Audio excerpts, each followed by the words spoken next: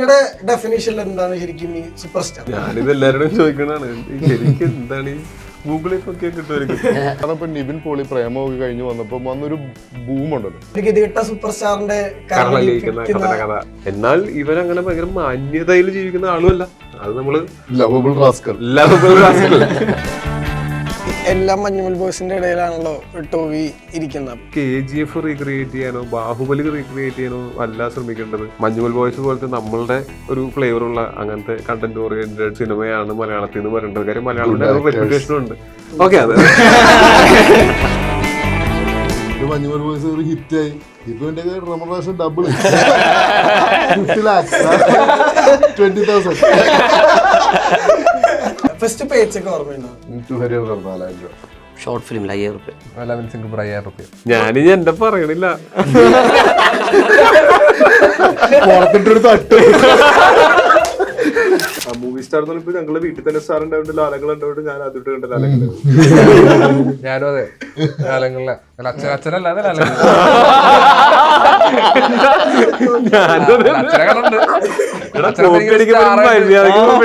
Star ആയിട്ട് ഇങ്ങനെ തോന്നിയിട്ടില്ലല്ലോ. ഈ ചന്ദുവിന്റെ കൈയുടെ പരിപാടി ആരുടെ കൈയുടെ വെറുതെ കൈന്നിട്ട് ഞാൻ പറഞ്ഞ വിശ്വാസമില്ലേ.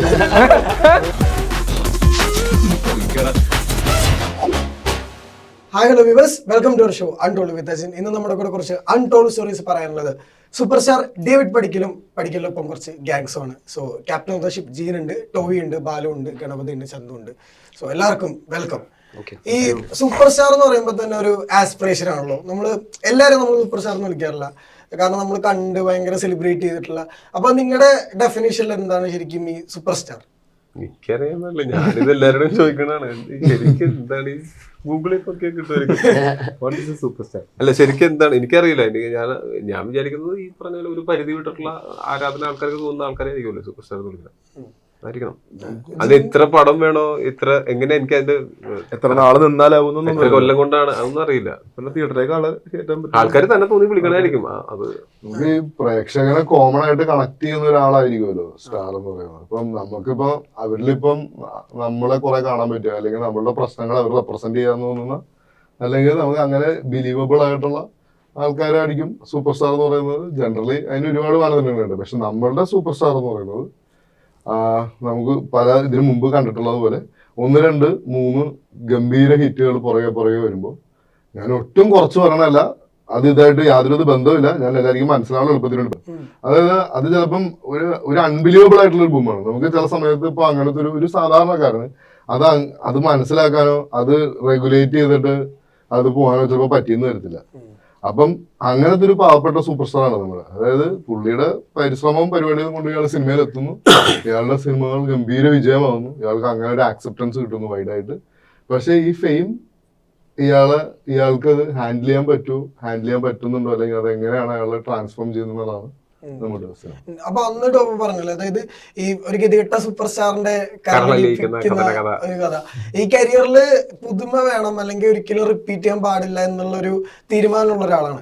അപ്പോഴും ഈ പറഞ്ഞ പോലെ ഈ നടികളിലേക്ക് വരുമ്പോ ഈ ക്യാരക്ടറും എക്സൈറ്റ് ചെയ്യിക്കുമല്ലോ, മോർ ദാൻ സിനിമ. സൂപ്പർ സ്റ്റാറായിട്ട് നമ്മൾ പ്ലേ ചെയ്യുന്നു. മേ ബി നമുക്ക് എത്ര ഈ കാണിക്കുന്ന അട്രോസിറ്റിക്കൊക്കെ മേ ബി നമുക്കൊരു ലിമിറ്റ് ഉണ്ടാവില്ലല്ലോ അതിനകത്ത്. നമ്മൾ ഡിസൈഡ് ചെയ്യുന്നതാണല്ലോ. പക്ഷെ നമ്മൾ അതേസമയം അത് മറ്റേ കാരിക്കേച്ചർ പോലെ ആവരുന്നുണ്ടായിരുന്നു. ആൾക്കാർക്ക് ഏതെങ്കിലും ഒരു പോയിന്റിൽ എന്തുകൊണ്ടാണ് ഇവരിങ്ങനെ ആയിരിക്കുന്നതെന്ന് ആൾക്കാർക്ക് മനസ്സിലാവുന്ന സമയത്ത് ഇവന് വേണ്ടി റൂട്ട് ചെയ്യാനും കൂടെ തോന്നണം. അല്ലാതെ ഇവനെ അങ്ങനെ വെറുത്ത് പോരുത്. അങ്ങനെ ഒരു എക്സ്ട്രീമിലേക്ക് പോകാൻ പാടില്ല. എന്നാൽ ഇവൻ അങ്ങനെ ഭയങ്കര മാന്യതയിൽ ജീവിക്കുന്ന ആളുമല്ല. അത് നമ്മള് ലവബിൾ റാസ്കൽ തെമ്മാടി അങ്ങനത്തെ ഒരു സാധനമാണ്. ഈ എല്ലാ മഞ്ഞുമൽ ബോയ്സിന്റെ ഇടയിലാണല്ലോ ടോവി ഇരിക്കുന്നത്. അപ്പൊ ഈ സക്സസ് നമുക്ക് ചുറ്റൊരു ഓറ ഉണ്ടാക്കില്ല. ഈ നടുക്ക് നിൽക്കുമ്പോ എങ്ങനെ ഇവരുടെ ഒരു സക്സസ് ഓറ ഉണ്ടല്ലോ ഈ മഞ്ഞുമലൊക്കെ കൊണ്ടുവന്ന്, അത് എത്രത്തോളം ഭയങ്കര എക്സൈറ്റ് ചെയ്യുന്നുണ്ട്. ഇത് മഞ്ഞുമലൊക്കെ ഷൂട്ട് തുടങ്ങുന്നതിനേക്കാളും മുമ്പേ നമുക്ക് ഇതിന്റെ കഥയും കാര്യങ്ങളൊക്കെ നമ്മുടെ ഒരു ഫോട്ടോഷൂട്ട് നടത്തിയതൊക്കെ ഇതിനൊക്കെ മുമ്പാണ്. അപ്പൊ അന്ന് മുതലേ നമുക്ക് അറിയാവുന്നതുമാണ്. ഇതിനകത്തുള്ള ഭൂരിഭാഗം ആൾക്കാരും എൻ്റെ വളരെ അടുത്ത സുഹൃത്തുക്കളുമാണ്. അപ്പോൾ എന്നെ സംബന്ധിച്ചിടത്തോളം അത് ഞാൻ എൻ്റെയും കൂടെ വിജയമായിട്ട് തന്നെയാണ് കാണുന്നത്. അത് ഇവരുടെ ഈ സിനിമ ഭയങ്കര വിജയമാവുമെന്നും കേരളത്തിന് പുറത്തേക്കൊക്കെ ഭയങ്കരമായിട്ട് പ്രൊമോട്ട് ചെയ്യണമെന്നും ഞാൻ അവിടെ ചെന്നിരുന്നപ്പോ പറഞ്ഞിട്ടുണ്ട്, ഞാൻ സെറ്റൊക്കെ കണ്ടു കഴിഞ്ഞിട്ട് എനിക്കിതിന്റെ പരിപാടി അറിയാം. അപ്പൊ ഞാനന്ന് സൗമികയുടെ അടുത്ത് പറഞ്ഞിട്ടുണ്ട്, ഇത് എന്തായാലും ഇത് അന്യഭാഷ കാര്യം, മലയാളത്തിൽ നിന്ന് ഇങ്ങനൊരു പരിപാടിയാണ് വന്ന് പുറത്ത് സക്സസ്ഫുൾ. കാര്യം വെച്ചാൽ മലയാളത്തിൽ നിന്ന് നമ്മളൊരു KGF റീക്രിയേറ്റ് ചെയ്യാനോ ബാഹുബലി റീക്രിയേറ്റ് ചെയ്യാനോ അല്ല ശ്രമിക്കേണ്ടത്.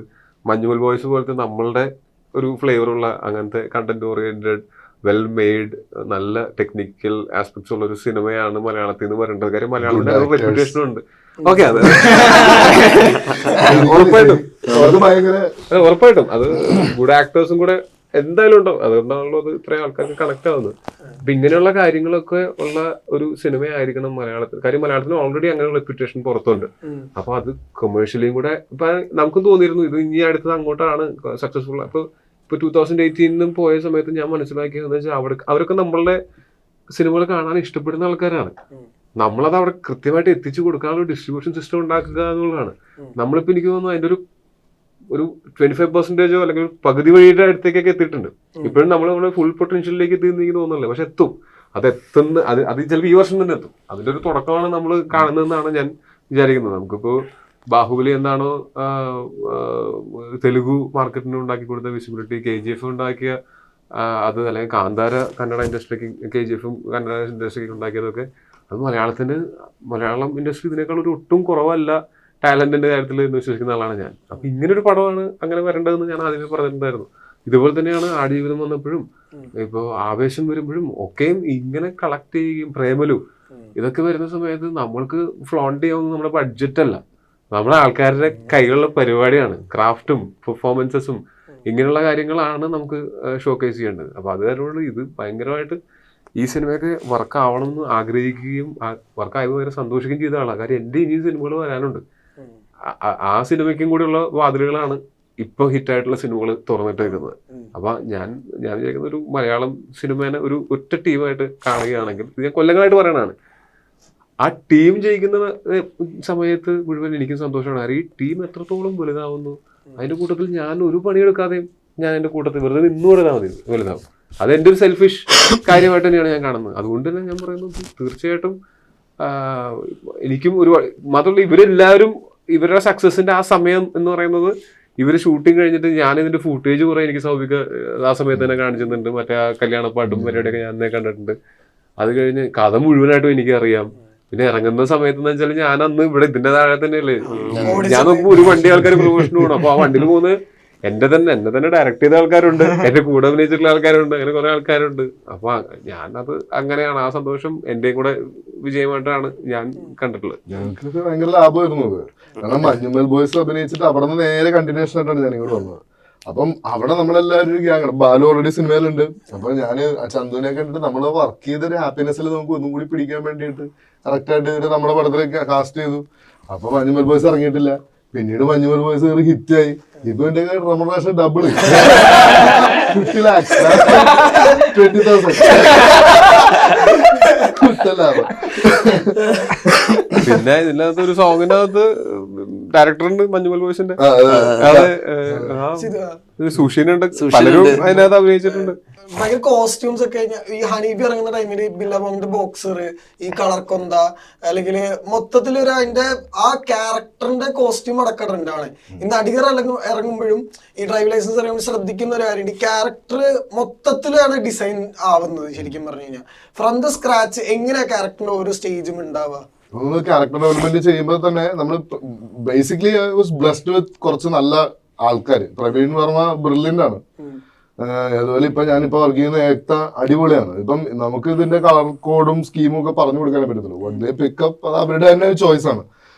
അത് അവരെടുക്കുമ്പോൾ നമുക്ക് ഇത് ഓക്കെ എന്ന് പറയാന്നേ ഉള്ളൂ. പക്ഷെ അത് അവരുടെ തന്നെ ടാലന്റാണ്. പക്ഷെ നമുക്കിപ്പോ ഓൾറെഡി ഇപ്പം ബാലുവിന്റെ ക്യാരക്ടർ ഡിസൈൻ ചെയ്യുമ്പോഴത്തേക്കും ബാലു ഡേവിഡ് പടിക്കലിന്റെ കൂടെ തന്നെയുള്ള ലെനിൻ എന്ന് പറഞ്ഞ ക്യാരക്ടറാണ്. അപ്പൊ ഇവന്റെ ലോകത്തിലെ ഏറ്റവും വലിയ ഹീറോയും പുരുഷനും എല്ലാം ഡേവിഡ് പടിക്കലാണ്. അപ്പൊ ഇയാളുടെ സ്റ്റൈലൊക്കെ തന്നെ ആയിരിക്കും അവന്റെ ഏകദേശം പരിപാടികൾ. ചിലപ്പോൾ ഇയാളുടെ ഡ്രസ്സൊക്കെ തന്നെ ആയിരിക്കും അയാൾ ഇടുക എന്നൊക്കെ പറയുന്ന ഒരു അങ്ങനെ നമ്മൾ ഓൾറെഡി ആ ഡിസൈനുണ്ട്. അപ്പൊ നമ്മൾ ഏക്തൊക്കെ പറയുമ്പോൾ നമുക്ക് അറിയാം, അതായത് ഡേവിഡ് പടിക്കലിന്റെ ക്ലാസ്സിൽ തന്നെ ആയിരിക്കും ഇവന്റെ പരിപാടിയും വരിക. പക്ഷെ അത് കുറച്ച് ബോണ്ട് ഡൗൺ ആയിരിക്കും. അങ്ങനെ കുറച്ച് ഡെവലപ്മെന്റ്സ് ഒക്കെ നമ്മൾ ചെയ്യാറുണ്ട്. ഈ ചന്തുവിന്റെ കൈയുടെ പരിപാടി ആരുടെ സ്വന്തം കൈയുടെ അത് കൈ നിട്ടാ അന്നേരം വെറുതെ ഇട്ടോ കൈ നിട്ട് സ്ക്രിപ്റ്റ് ഇല്ലാത്ത അത്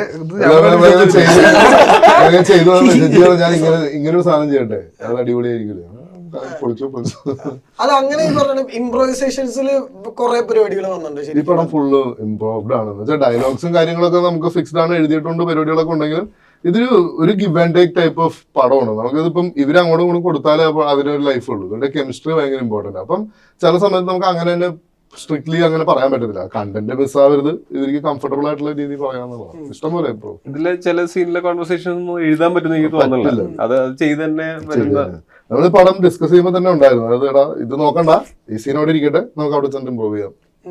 ഈ അപ്പോഴും ഈ പറഞ്ഞ നമ്മൾ ഈ സിനിമ ചെയ്യുമ്പോഴത്തേക്കും ഈ ഹണീബി ചെയ്ത സമയത്ത് പറഞ്ഞല്ലോ എനിക്കിനി ചെയ്യേണ്ട സിനിമയാണ്, സിനിമ ചെയ്ത് ഡയറക്ടർ ആവുക എന്നുള്ളതാണ് ലക്ഷ്യം. അപ്പൊ കയ്യിൽ കുറെ കഥ അല്ല മനസ്സിൽ കുറെ കഥകളുണ്ട്. അപ്പൊ ഉണ്ടായിരുന്ന കഥകളിൽ ഒന്നാണ് ഇങ്ങനത്തെ ഒരു സിനിമയുടെ ഉള്ളിൽ സിനിമ ചെയ്യണം. അപ്പൊ ഉണ്ടായ സിനിമകളൊന്നും തന്നെ പിന്നെ ചെയ്തിട്ടില്ല എന്നുള്ളതാണ്. ആ കഥയൊക്കെ ശരി എല്ലാ കാലഘട്ടമാണ്. ഇപ്പൊ ഒരു സിനിമ പ്ലാൻ ചെയ്യണമെങ്കിൽ 3 വർഷം കഴിഞ്ഞ ആൾക്കാര് എന്ത് മൈൻഡിലാണെന്ന് ആലോചിക്കണം പൊളിറ്റിക്കലി. അവർക്ക് ഇപ്പം ആ സമയത്ത് എന്താണ് സപ്പോർട്ട് ചെയ്യുക. ഇപ്പം ഇപ്പോഴത്തെ ഒരു പടം എനിക്ക് അടുത്ത ചെയ്തു വരുമ്പം ഡേറ്റ് ഒക്കെ കിട്ടി വരുമ്പോൾ 3 വർഷം കഴിയും. അപ്പൊ അത് പഴയതായി ഉണ്ടാവും. അപ്പൊ അങ്ങനെ ഇപ്പൊ ചിന്തിക്കാനേ പറ്റില്ല. ഇപ്പൊ ഹണീബിയുടെ സമയത്തുള്ള കഥയൊക്കെ അന്ന് തന്നെ വേണ്ടെന്ന് വെച്ചിട്ടുണ്ട്. ഈ ശരിക്കും പറഞ്ഞു കഴിഞ്ഞാൽ ഈ മഞ്ഞുമൽ കഴിഞ്ഞിട്ട് ചിദംബരം കൊടുത്ത ഓരോ ഇന്റർവ്യൂലൊക്കെ ഭയങ്കര ക്ലാരിറ്റിനെ കുറിച്ചിട്ട് ഇങ്ങനെ എല്ലാവരും പറയണ്ടായിരുന്നു. പുള്ളി ഭയങ്കര വ്യക്തമായ ക്ലാരിറ്റി ഉണ്ട്. ശരിക്കും നിങ്ങൾ ബ്രദേഴ്സ് ഡിസ്കസ് ചെയ്യുമ്പോഴത്തേക്കും എങ്ങനെ ഇപ്പോഴത്തെ കാലത്തുള്ള സിനിമകൾ പൊതുവെ നിങ്ങൾ രണ്ടുപേരും കൂടെ ഡിസ്കസ് ചെയ്യുക? കാസ്റ്റിംഗ് ഡയറക്ടറോടെ ആണല്ലോ. ഇപ്പോഴത്തെ സിനിമ എങ്ങനെ ഡിസ്കസ് ചെയ്യുന്ന പറഞ്ഞാൽ എങ്ങനെ പൊതുവെ നിങ്ങൾ തമ്മിലുണ്ടാകുന്ന ചർച്ചകൾ? അല്ല അങ്ങനെ ഇപ്പം എങ്ങനത്തെ സിനിമകൾ ഉണ്ടാക്കാം എന്നുള്ളത് രീതിയിലല്ല ചർച്ച ചെയ്യുന്നത്. ഒരു സിനിമയുടെ ഒരു കഥ, എന്തെങ്കിലും ഒരു പരിപാടി, ഒരു ത്രെഡ് ഉണ്ടാവുക, അതിലൂടെ ലൈക്ക് അതെങ്ങനെ ആക്ച്വലി ആൾക്കാർക്ക് റിലേറ്റ് ചെയ്യാം എന്നുള്ളതാണ് ഏറ്റവും കൂടുതൽ നോക്കുന്നത്. ആ ആൾക്കാർക്ക് ഒരു സാധനം ഇപ്പം ഈ മഞ്ഞുമൽ ബോയ്സിലെ തന്നെ ഇത്രയും ഈ കൂട്ടത്തിൽ ഏതെങ്കിലും ഒരാൾക്ക് റിലേറ്റ് ചെയ്യാൻ പറ്റുന്ന ഒരാളെ അതിൽ കാണുമ്പോൾ അത് മനസ്സിലാക്കാൻ പറ്റുന്നുള്ള രീതിയിലാണ് അതിൻ്റെ മേക്കിംഗ് പരിപാടി നിൽക്കുന്നത്. അങ്ങനെയാണ് ഒരു ത്രെഡിലേക്ക് വരുന്നത്. അല്ലാതെ ഇങ്ങനെ ഇപ്പോഴത്തെ സിനിമ എങ്ങനെയാണെന്നുള്ളൊരു തോട്ടോ അല്ലെങ്കിൽ ഇങ്ങനത്തെ സിനിമ ഇങ്ങനെ ആയിരിക്കണം എന്നുള്ളൊരു നിബന്ധനകളൊന്നും വെച്ചിട്ടല്ല സിനിമ ഡിസ്കസ് ചെയ്യുന്നത്. ഓരോ ടൈമിൽ ഇപ്പം ജിഞ്ചേട്ടൻ പറഞ്ഞ പോലെ ഓരോ കാലഘട്ടത്തിൽ ഉണ്ടാകുന്ന ഒരു തോട്ട്, അപ്പോൾ ആ പ്രസന്റിൽ ഇപ്പോൾ എങ്ങനെയാണ് വർക്ക് ചെയ്യാൻ പറ്റുക അതന്നെ. ഇപ്പോൾ ചെറിയൊരു സെഗ്മെന്റ് ഉണ്ട്, it's like wind up segment ആണ്. ഇപ്പോൾ പറഞ്ഞാൽ നമ്മളൊരു ചെറിയ ജീവിതത്തിൽ സംഭവിച്ചിട്ടുള്ള ആദ്യത്തെ കാര്യങ്ങളെ കുറിച്ചിട്ട് നമ്മൾ ജസ്റ്റ് ഡിസ്കസ് ചെയ്യുന്നുള്ള. ജീവിതത്തിൽ ആദ്യമായിട്ട് നിങ്ങൾ ക്യാമറ ഫേസ് ചെയ്യുന്ന എപ്പോഴാണ്? മൂവി ക്യാമറ അല്ല, ജസ്റ്റ് എനി ക്യാമറ. പണ്ട് അപ്പൻ്റെ മറ്റേ ഫിലിം ഇടുന്ന മറ്റേ ക്യാമറ ഉണ്ടായിരുന്നു, മറ്റേ 36 ഫോട്ടോ മാത്രം എടുക്കാൻ പറ്റുന്ന.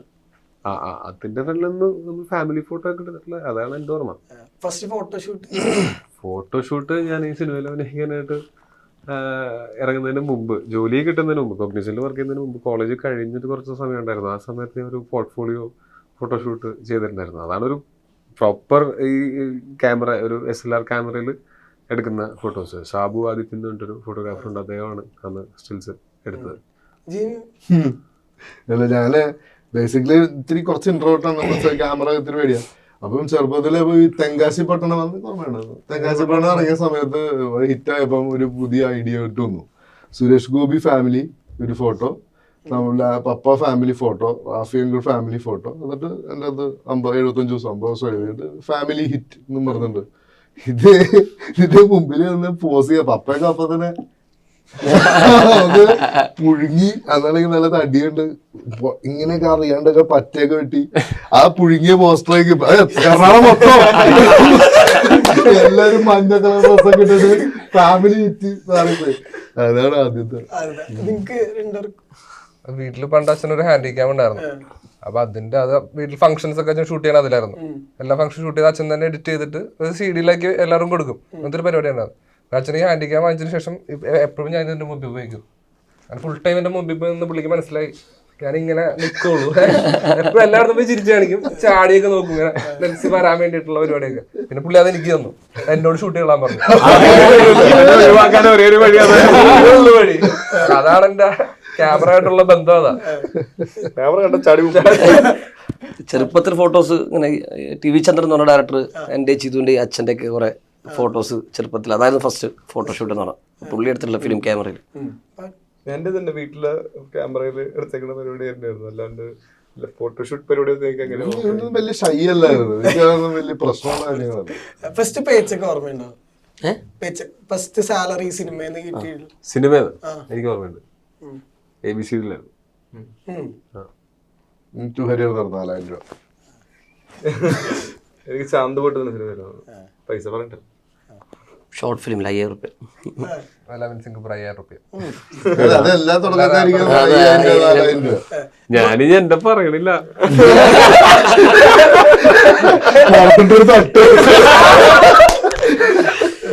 ചെക്ക് മാത്രമേ ഞാൻ സിനിമ എന്നുള്ള പറഞ്ഞത്. പണ്ട് ആൽബത്തിലെ 500 കിട്ടിയിട്ടില്ല. 3 ദിവസം 500. ചെലവൊക്കെ ചെയ്തിട്ട് ഞാനെന്താ വെച്ചാല് ഞാൻ 1500 നേരെ കൊണ്ടുപോയി വീട്ടിൽ കൊടുക്കും. ഇത് ഞാൻ അന്ന് 1500 500 എന്നിട്ട് ഞാൻ 10 പ്രാവശ്യം മേടിക്കും. പിന്നെ അല്ലാണ്ട് എന്ത് ചെയ്യും, വേറെ വരുമാനം പരിപാടി നടക്കണ്ടേ, ചക്രവരുണ്ട് കൊണ്ട്. ഫസ്റ്റ് ഷോ എക്സ്പീരിയൻസ് എന്ന് പറയുമ്പോൾ ഫസ്റ്റ് ഓർമ്മ തന്നെ സിനിമ ഏതാ? പഞ്ചാബി ഹൗസ് ആണ് ഞാൻ ഫസ്റ്റ് തിയേറ്ററിൽ പോയി കാണുന്ന പടം. ആണോ ഫസ്റ്റ് അവിടെ തിയേറ്ററിലല്ലോ. എനിക്ക് മണിച്ചിത്രൊക്കെ തിയേറ്ററിൽ പോയി കണ്ടത് ഓർമ്മയുണ്ട്, നല്ല ഓർമ്മയുണ്ട്. അത് 94 95 അതെന്തോ 94. അത് 4 വയസ്സോ 5 വയസ്സോ 5 വയസ്സ്. പക്ഷെ എനിക്ക് നല്ല ഓർമ്മയുണ്ട് അത്. എനിക്ക് ഓർമ്മ വെച്ച കാലം തൊട്ട് സിനിമ തിയേറ്റർ പരിപാടികൾ ഉള്ളതാണ്. പക്ഷെ എന്റെ ഓർമ്മയിലുള്ള ഒരു ഫസ്റ്റ് ഷോ പടയപ്പ. അത് ചെന്നൈയില് ഞങ്ങള് പപ്പയും ഞാനും അമ്മയും കൂടി പോയിട്ട് കാണാൻ വേണ്ടി പോയിട്ടുണ്ട്. അതൊരു ഭീകര എക്സ്പീരിയൻസ് ആയിരുന്നു. എനിക്കങ്ങനെ ഓർമ്മയില്ല. എനിക്ക് വിശാദനം ഒന്നും ആദ്യം കണ്ട് ആയിരിക്കും, ഓർമ്മയില്ല. ഫസ്റ്റ് ഷോ ഓർമ്മയുള്ളത് തെങ്കാശിപ്പട്ടണമായിരുന്നു. തെങ്കാശിപ്പട്ടണം തിയേറ്ററിൽ പോയി കാണാൻ നല്ല ഓർമ്മയുണ്ട്. ഫസ്റ്റ് ഷോ ആയിരുന്നു. ഞാനീ പറഞ്ഞ ഫസ്റ്റ് ഷോ അല്ല കേട്ടോ, എന്റെ ആദ്യത്തെ ഒരു തിയേറ്റർ മറ്റേ സിനിമ ഫസ്റ്റ് ഷോ PC തോമസിന്റെ ഇറങ്ങണ 4 ഷോ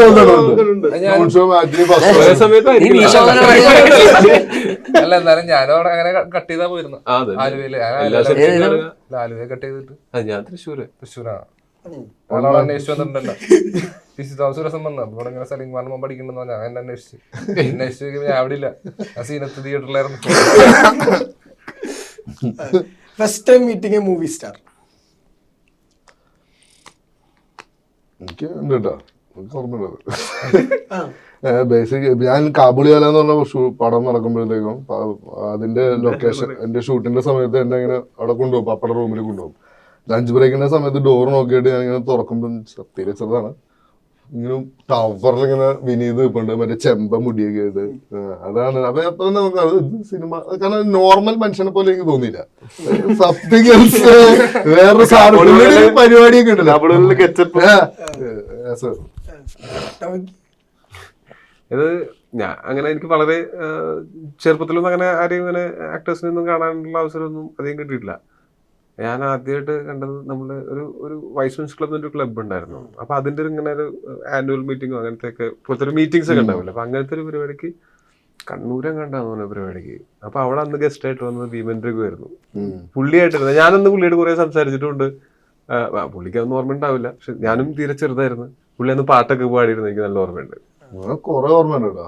നമുക്ക് കാറിൽ കയറ്റിയിരുത്തൊക്കെ ഭയങ്കര ഓർമ്മയാണ്. അത് നീ ഓട്ടോമാറ്റിക് കണ്ടിട്ടുണ്ടോടാ, തുറന്നിട്ട് കയറി സ്റ്റാർട്ടൊക്കെ ചെയ്തിട്ട് ഇതുണ്ട്, അതിന് ഗിയറില്ല, ഭയങ്കര ഫീലായിരുന്നു ചെറുത്.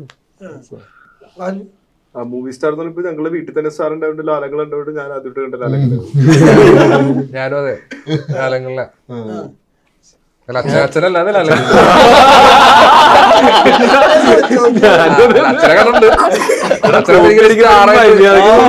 സ്റ്റാറായിട്ട് ഇങ്ങനെ തോന്നിയിട്ടില്ലല്ലോ. വീട്ടിലേക്ക് സ്ഥിരം കാണുന്ന ആളല്ലേ ഞാൻ, അല്ലാതെ ഒരു സ്റ്റാർ എന്നുള്ള ഒരാളെ കാണാൻ ലാലങ്ങളെ തെങ്കാശിപ്പട്ടണത്തിന്റെ സക്സസ് മീറ്റിന് പോയപ്പോഴാണ് ഞാൻ ആദ്യമായിട്ട് ലാലങ്ങളെ കാണുന്നത്. ഞാൻ തിരുവനന്തപുരത്ത് പൂജപ്പുര മണ്ഡപത്തിലൂടെ സുരേഷ് ഗോപി ഗസ്റ്റ് ആയിട്ട് വന്നിട്ടുണ്ടായിരുന്നു. അപ്പോൾ പുള്ളിയാണ് ഒരു സ്റ്റാർ എന്നുള്ള രീതിയിൽ.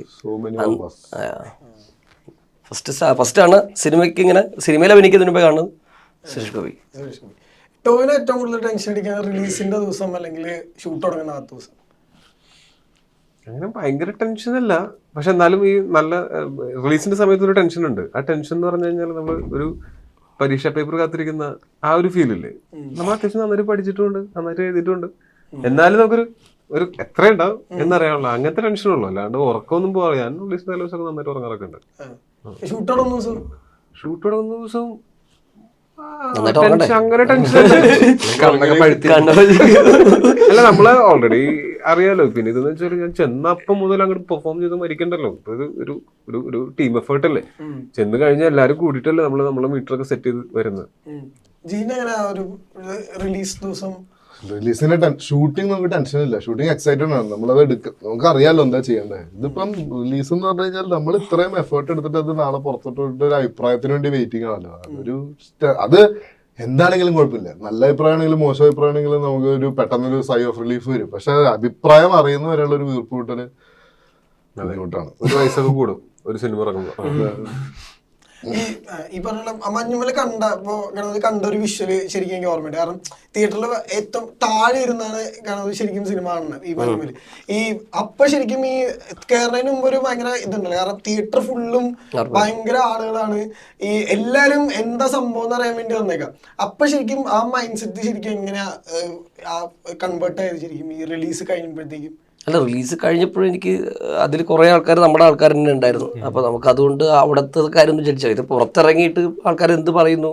കാരണം ഈ പടം അതിന് മുമ്പേ കണ്ടിട്ടുള്ള ആൾക്കാർ എന്ന് പറഞ്ഞാൽ സമീർ കാമ്പൂക്ക, ചെമ്പൻചേട്ടൻ ഇവരൊക്കെ വന്ന് കണ്ടിട്ടുണ്ട്. അപ്പോൾ അവരുടെ നിന്നൊക്കെ അത്രയും നല്ലൊരു ഫിലിം മേക്കേഴ്സിൻ്റെ നല്ലൊരു അഭിപ്രായം കിട്ടുന്നത്. പക്ഷേ ഇത് ജനങ്ങൾ എങ്ങനെ അക്സെപ്റ്റ് ചെയ്യുന്നുള്ളത് നമുക്കത് പറയാൻ പറ്റില്ല. അത് സിനിമയ്ക്കുള്ള ആൾക്കാരും ഇപ്പം നമുക്ക് ഈ പടം കുറേ കണ്ട് നമുക്കൊരു സാച്ചുറേഷൻ പോയിന്റിൽ ഇങ്ങനെ നമുക്ക് മനസ്സിലാവില്ല ഇത് എങ്ങനെയാണ് എത്തുന്നത്, ഏതൊക്കെയാണ് വർക്കാവുക. നമ്മൾ ചിലപ്പം ഒട്ടും എക്സ്പെക്ട് ചെയ്യാത്തൊരു സാധനമായിരിക്കും അവിടെ വർക്കാവുന്നത്, അല്ലെങ്കിൽ തീരെ എക്സ്പെക്ട് ചെയ്തൊരു സാധനം തീരെ വർക്കാവേണ്ടി വരും. അപ്പോൾ മഞ്ഞുമല ഇറങ്ങിയപ്പോൾ ഇതേപോലെ തന്നെ പുറത്തിറങ്ങിയിട്ട് പല റിവ്യൂസും, അതൊരു സെക്കൻഡ് ഷോ കഴിഞ്ഞപ്പോഴാണ് എൻ്റെ ഒരു ഫുൾ പരിപാടിയിലേക്ക്. പിന്നെ ഇത് ഓരോ ദിവസം കഴിയുമ്പോഴത്തേക്ക് അതിൻ്റെ പരിപാടി മീറ്റർ മാറിക്കൊണ്ടിരിക്കുന്നുണ്ടായിരുന്നു. പിന്നെ തമിഴ്നാട്ടിൽ വേറൊരു പരിപാടി നടക്കുന്നു, നമ്മൾ ചെന്നൈയിൽ പോകുന്നു, അവിടെ വേറെ ഒരു ലോകത്തേക്ക് നമ്മൾ എത്തുന്നു. അപ്പം അങ്ങനെ മീറ്റ് ചെയ്തപ്പോൾ എന്തായാലും ഫസ്റ്റ് റിയാക്ഷൻ എനിക്കറിയില്ല എന്താ പറയേണ്ടത്. ഭയങ്കര അടിപൊളിയായിരുന്നു, നമ്മളെല്ലാവരും ഉണ്ടായിരുന്നു ഇതേപോലെ തന്നെ. ഇപ്പോൾ ഈ പറഞ്ഞ പോലെ മെയ് 3-ന് ഭയങ്കര വലിയ ദിവസമാണ്, ഭയങ്കര ആകാംക്ഷയോടുകൂടെ കാത്തിരിക്കുന്ന സിനിമ എന്ന് തന്നെ പറയാം. ട്രെയിലറിലും ടീസറിലും കിട്ടിയിട്ടുള്ള ഒരു ഇമ്പാക്റ്റും അല്ലെങ്കിൽ പ്രതീക്ഷ ഉണ്ടല്ലോ, അത് ഈ പറഞ്ഞ പോലെ വലിയ രീതിയിൽ ജനങ്ങളിലേക്ക് എത്തട്ടെ. ഈ പറഞ്ഞ പോലെ തിയേറ്ററിലേക്ക് വലിയ രീതിയിൽ ആളുകൾ ഇരച്ചു കയറി ഡേവിഡ് പടിക്കലിനെ സെലിബ്രേറ്റ് ചെയ്യട്ടെ എന്ന് ആശംസിക്കുകയാണ്. അപ്പോൾ thank you for timing and all this.